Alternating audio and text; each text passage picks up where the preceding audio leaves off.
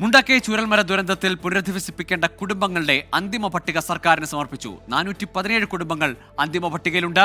ജില്ലാ ദുരന്ത നിവാരണ അതോറിറ്റിയാണ് പട്ടിക സർക്കാരിന് നൽകിയത്. 24 എക്സ്ക്ലൂസീവ്. സുരജിത്ത് അയ്യപ്പത്ത് ചേരുന്നുണ്ട് വിശദാംശങ്ങളുമായി. സുരജിത്ത്, ഈ പട്ടികയിൽ മുമ്പ് പല ഘട്ടങ്ങളിൽ പരാതി ഉയർന്നതാണ്. ആ പരാതികളെല്ലാം പരിഹരിക്കും വിധമാണോ ഈ പട്ടിക ഇപ്പോൾ തയ്യാറാക്കിയിരിക്കുന്നത്? ആ പട്ടികയിൽ ഉൾപ്പെട്ടവരുടെയൊക്കെ വിശദാംശങ്ങൾ ലഭിക്കുന്നുണ്ടോ? ഗോകുൽ, പരാതി പൂർണ്ണമായും പരിഹരിച്ചു എന്ന് പറയാൻ കഴിയുകയില്ല. സംസ്ഥാന സർക്കാരിന് വിട്ടിരിക്കുകയാണ്.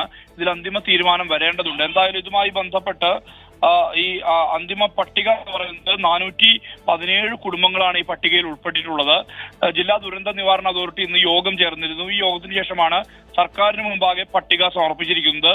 ഇതിൽ 255 കുടുംബങ്ങളാണ് ആദ്യ അന്തിമ പട്ടികയിൽ ഉൾപ്പെട്ടിട്ടുള്ളത്.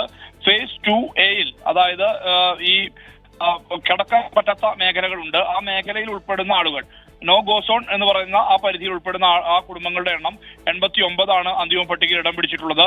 ഫേസ് 2B-യുടെ അന്തിമ പട്ടികയിൽ 73 കുടുംബങ്ങളും ഉൾപ്പെട്ടിട്ടുണ്ട്. ഇങ്ങനെ കൂട്ടുമ്പോൾ 417 കുടുംബങ്ങളാണ് ഈ അന്തിമ പട്ടികയിൽ ഉള്ളത്. അതേസമയം മുണ്ടക്കൈ പ്രദേശത്തെ 17 കുടുംബങ്ങളെ കൂടി അധികമായി ഈ പട്ടികകളിൽ ഉൾപ്പെടുത്തിയിട്ടുണ്ട്.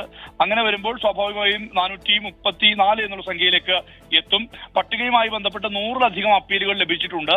ഈ അപ്പീലുകളെല്ലാം തന്നെ സംസ്ഥാന സർക്കാരിന് സമർപ്പിച്ചിരിക്കുകയാണ്.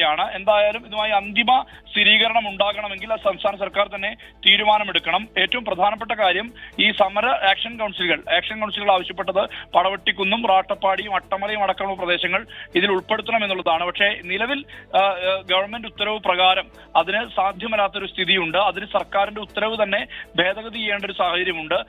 ഇനി ആ കുടുംബങ്ങളെ കൂടി ഉൾപ്പെടുത്തുമോ എന്നുള്ള കാര്യത്തിൽ വ്യക്തത വരേണ്ടതുണ്ട്. എന്തായാലും 27-ാം തീയതിയാണ് ഈ തറക്കല്ലിടൽ ഉൾപ്പെടെയുള്ള കാര്യങ്ങളിലേക്ക് എലക്ഷൻ എസ്റ്റേറ്റിൽ മുന്നോട്ട് പോകുന്നത്. ഇതിനിടയിൽ ഈ പട്ടിക അന്തിമമായി സ്ഥിരീകരിക്കുന്ന നിലയിലേക്ക് DDMA എത്തിയിരിക്കുന്നു. DDMA ഇത് സർക്കാരിന് ശുപാർശയായി നൽകിയിരിക്കുന്നു. ഇനി അന്തിമ തീരുമാനം എടുക്കേണ്ടത് സർക്കാരാണ്. ഗോകുൽ. ശരി, സുരജിത്ത് അയ്യപ്പത്താണ് വിശദാംശങ്ങൾ നൽകിയത്. മുണ്ടക്കൈ ചൂരൽമല ദുരന്തത്തിൽ പുനരധിവസിപ്പിക്കേണ്ട കുടുംബങ്ങളുടെ അന്തിമ പട്ടികയാണ് ഇപ്പോൾ സർക്കാരിന് സമർപ്പിച്ചിരിക്കുന്നത്. ഇപ്പോഴും ചില മേഖലയിലുള്ള ആളുകൾക്ക് പരാതികളുണ്ട്. ആ പരാതികളിലൊക്കെ അപ്പീൽ അല്ലെങ്കിൽ അതിലുള്ള ഗ്രീവൻസസ് ഒക്കെ പരിഹരിക്കേണ്ടത് സർക്കാരാണ്. അത്തരത്തിലുള്ള നടപടികൾ ഉണ്ടാകുമെന്ന് തന്നെയാണ് റവന്യൂ മന്ത്രി കഴിഞ്ഞ ദിവസവും പറഞ്ഞത്.